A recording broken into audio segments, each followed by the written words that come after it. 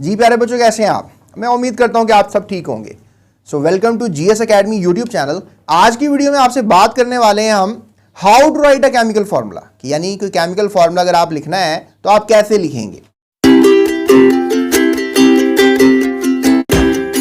जैसे कि आपको पता है कि केमिकल फार्मूला जो है वो NaCl को कहते हैं, केमिकल फार्मूला जो है H2O है, chemical formula KBr potassium bromide है। तो बहुत से केमिकल फार्मूलाज होते हैं, लेकिन केमिकल फार्मूला जो है वो कैसे लिखा जाता है, डेफिनेटली उसको हम आज इस क्लास में सीख लेंगे। प्यारे बच्चों, कंपाउंड्स को हमेशा केमिकल फार्मूले की मदद से रिप्रेजेंट करते हैं। अब अगर आप बात करेंगे सर ये सारे फार्मूला को क्या बोलेंगे, मतलब we have a lot of formulas, तो इसको फार्मूली कहेंगे हम। एक हो तो फार्मूला, बहुत सी हो तो फार्मूली, तो लिहाजा how to write a chemical formulae ये भी आप कह सकते हैं। तो हमेशा सिंबल्स की मदद से हम लिखेंगे इनको, ठीक है। किसकी मदद से लिखेंगे? सिंबल्स की मदद से लिख देंगे, ताकि सिंबल जो है वो हमें नजर आए और हमें केमिकल फार्मूला समझ में आ जाए किसका है। जैसे कि H2O लिखा होता है तो हमें समझ में आ जाता है कि ये पानी लिखा हुआ है।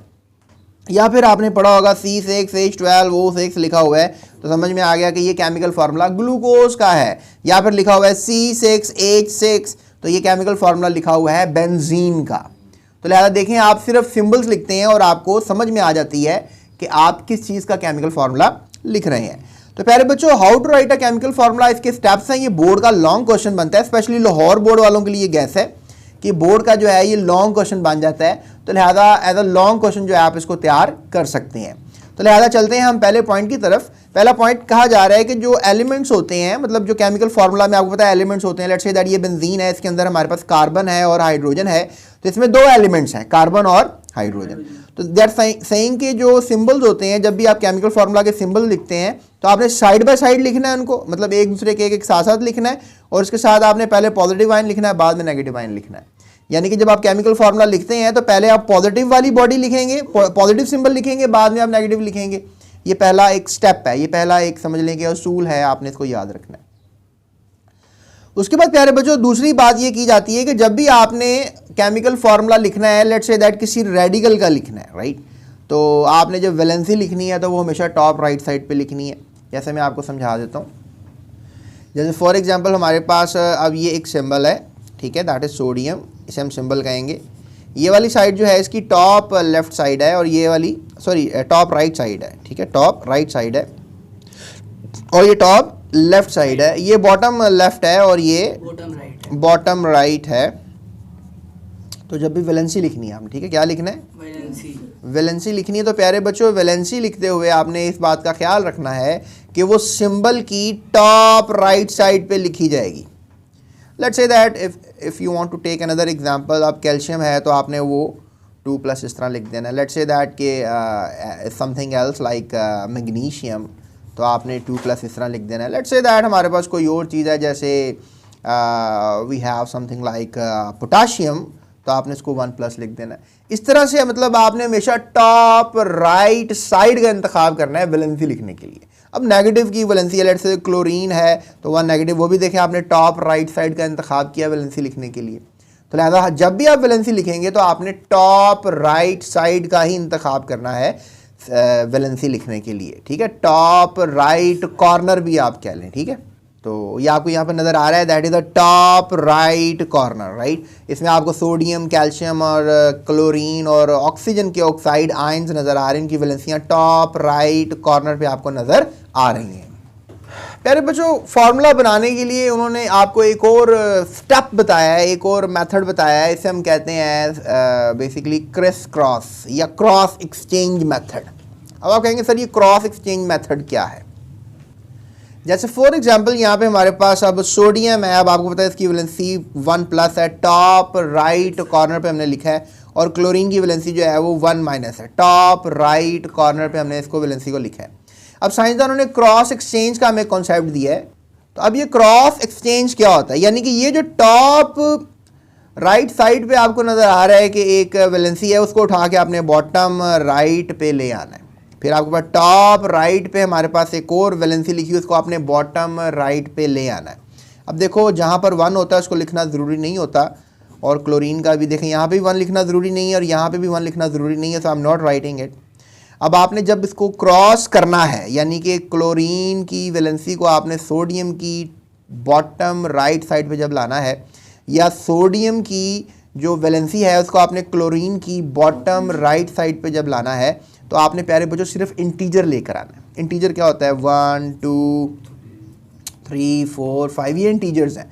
मतलब लेट्स से दैट अगर आपके पास एक और एग्जांपल ले लेते हैं, आपके पास कैल्शियम है, ठीक है, कैल्शियम अब टॉप राइट कॉर्नर के पे मैंने लिख दिया और यहाँ पे लिख दिया मैंने क्लोरीन जो कि -1 है। प्यारे बच्चों यहाँ पर क्या सीन होने वाला है?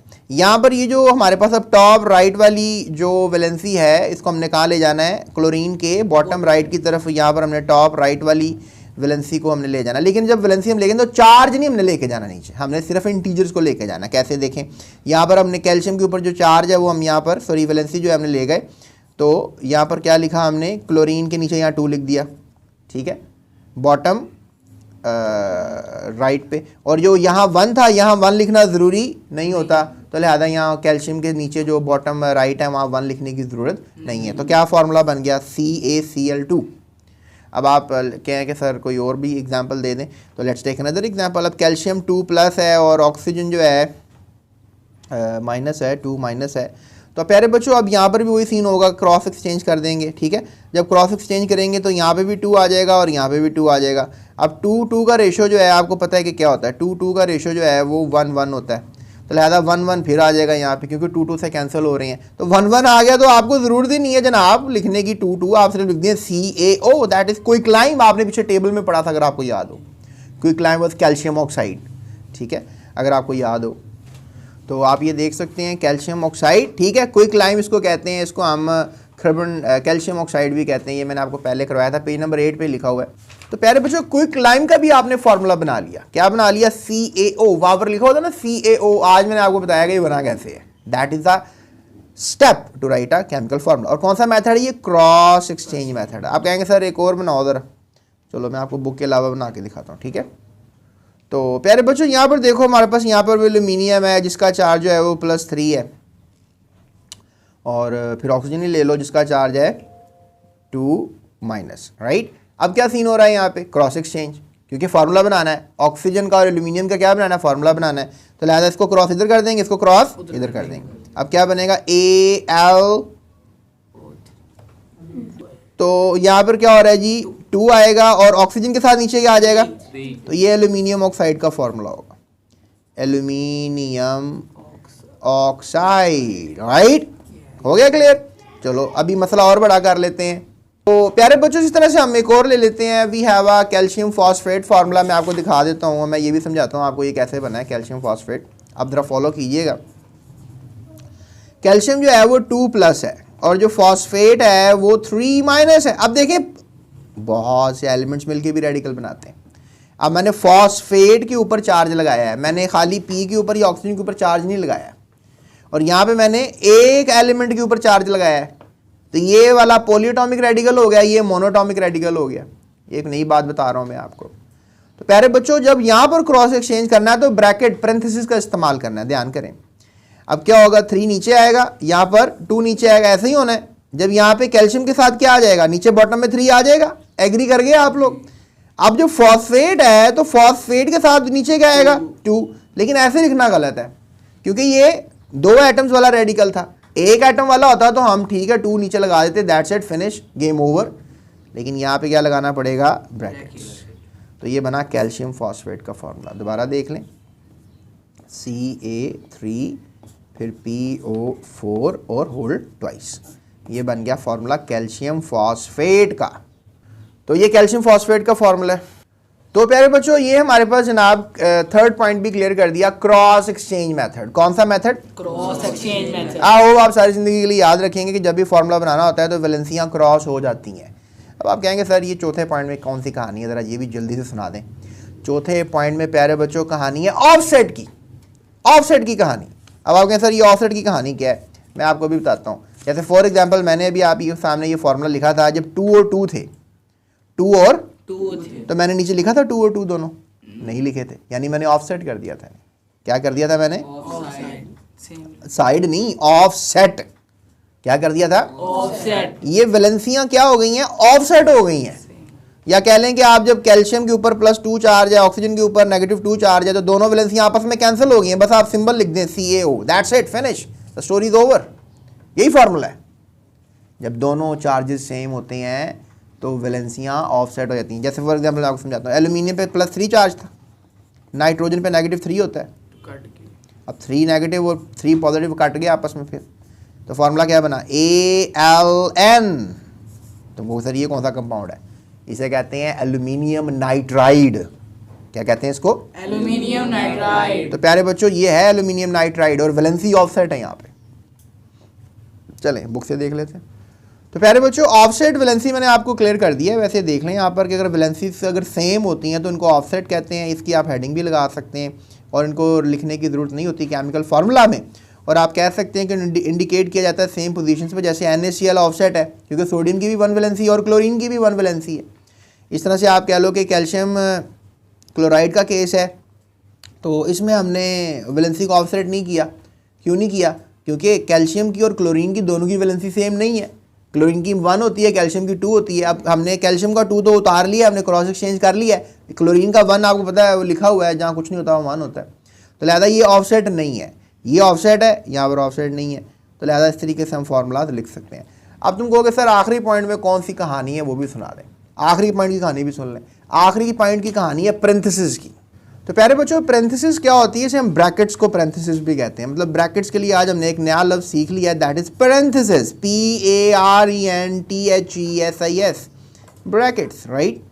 तो प्यारे बच्चों पैरेंथेसिस कहाँ पर ज़रूरी होते हैं मैंने आपको बता दिए। जिस तरह हमने अभी कैल्शियम फॉस्फेट का फार्मूला बनाया था, याद होगा थोड़ी देर पहले, कैल्शियम का चार्ज था 2+, फॉस्फेट का था 3-। तो लिहाजा जब हमने ये वाला चार्ज उतारना था नीचे, ये वाला चार्ज नीचे उतारना था, आपको याद होगा मैंने बताया था ये एक एलिमेंट है ना कैल्शियम, लेकिन यहाँ पे फॉस्फोरस और ऑक्सीजन 2 एलिमेंट्स हैं। तो लिहाजा यहाँ पर कैल्शियम का जब ये चार्ज उतारना है, कैल्शियम के बॉटम पे उतारना है, तो आपने 3 ऐसे लिख लेना है। लेकिन प्यारे बच्चों जब आपने फॉस्फेट के साथ बॉटम पे चार्ज उतारना है तो आपने यहाँ पे लिख लेना है ब्रैकेट को पहले, फिर फॉस्फेट अंदर लिखना है उसके, और फिर 2 को नीचे आपने उतारना है। यानी कि ये अगर आप रूल याद रखेंगे, यानी इसको रिस्पेक्ट देंगे पूरे फार्मूले को, तो फिर ब्रैकेट में डालने का मतलब आपने पूरे फार्मूले को रिस्पेक्ट दे दी ना, तो फिर आप उतारें इसको नीचे, तो फिर ये सही रहेगा। चलें कोई और एग्जांपल देखते हैं।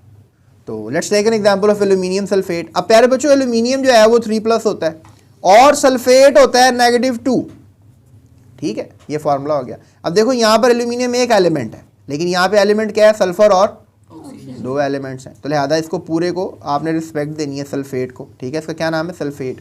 अब क्या होगा, एल्यूमिनियम के बॉटम में क्या आ जाएगा 2, और यहाँ सल्फेट को ब्रैकेट लगा के लगाओगे, ठीक है, क्या लगाओगे 3 लगाओगे, तो किसका फार्मूला बन गया,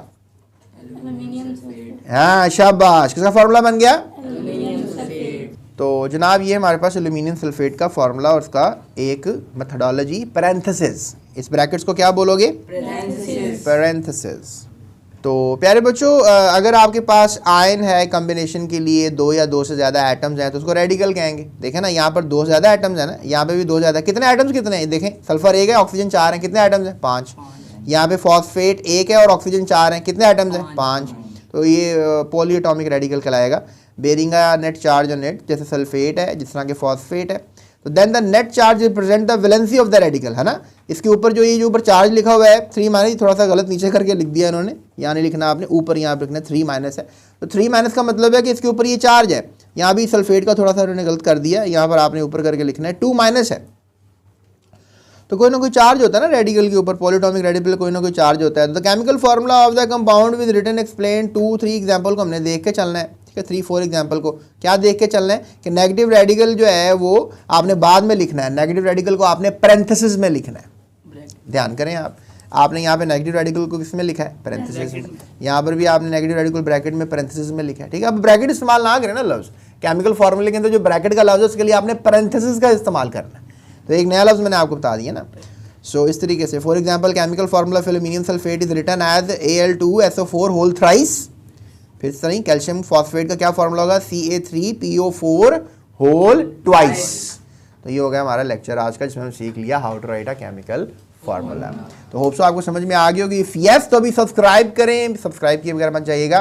अगर आपको वीडियो अच्छी लगी तो अपने दोस्तों के साथ लाजमी शेयर कीजिएगा, अपने व्हाट्सएप ग्रुप्स में शेयर कीजिएगा। अगर आप टीचर हैं तो स्टूडेंट्स का शेयर कीजिएगा, अगर आप स्टूडेंट हैं तो अपने टीचर्स और दोस्तों का शेयर कीजिएगा। और आई होप सो आपने चैनल सब्सक्राइब कर दिया होगा। अपना ख्याल रखिएगा इस चैनल का भी, और डिस्क्रिप्शन में लिंक है, पूरे बुक की प्लेलिस्ट है, उसको आप विजिट कर सकते हैं। That's it, thank you so much, अल्लाह हाफ़िज़।